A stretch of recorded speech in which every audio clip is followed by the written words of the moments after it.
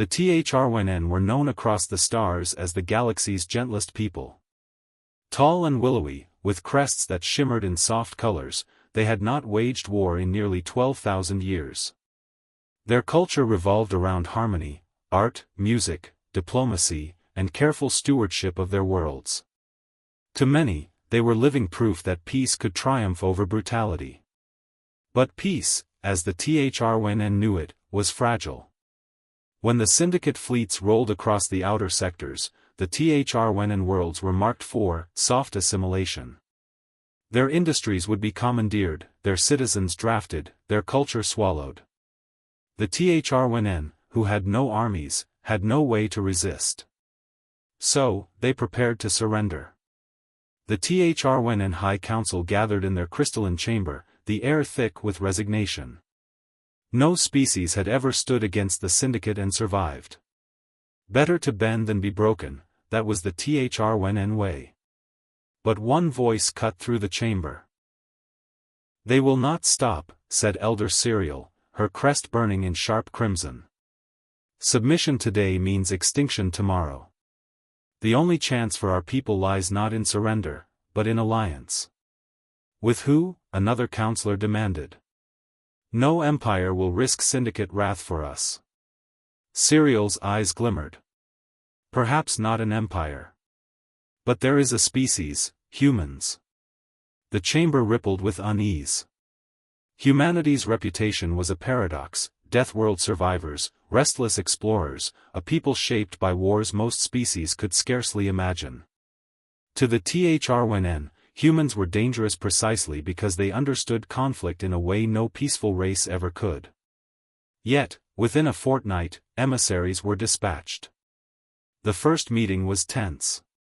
The THRWN delegation stood in an orbital station above Earth, their robes shimmering like woven light.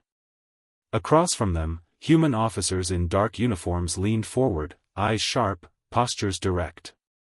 The THRWN spoke first. "We are a peaceful people. We do not fight. We cannot fight. Yet, we ask for your protection." The humans exchanged glances. Finally, Admiral Hayes leaned back in his chair, voice low but steady. "If we do this, if we stand with you, it won't be out of convenience.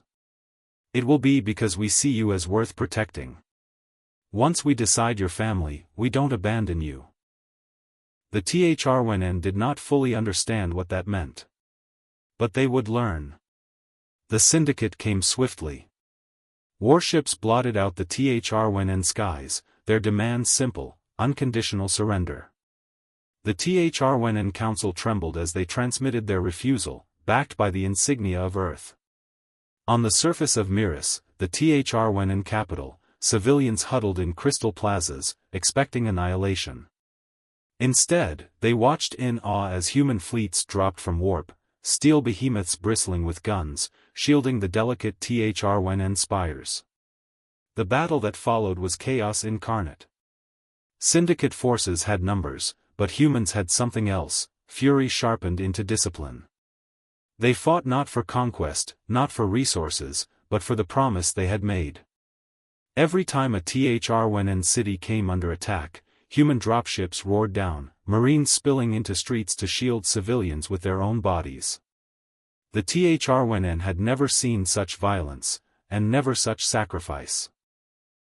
A young THRWN musician, clutching her shattered instrument, wept as a human soldier dragged her from a collapsing building.